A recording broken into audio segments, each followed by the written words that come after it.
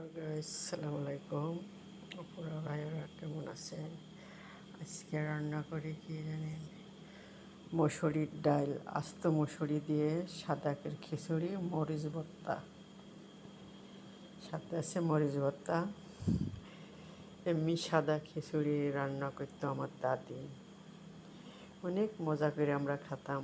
আর মনে করেন যদি 2 সের ডাল দিছে, 1 সের চাল দিত আমার দাদি।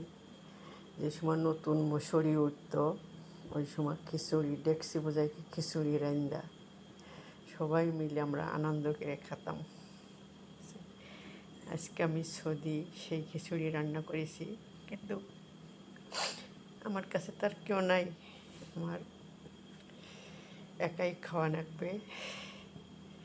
এই জন্য আমি সাথে শুকনো মরিচ হলে আরও ভালো হয়।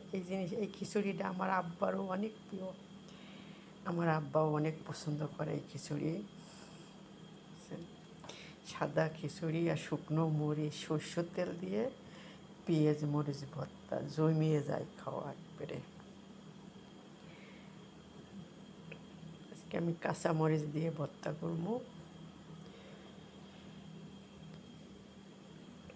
আসসালামু আলাইকুম।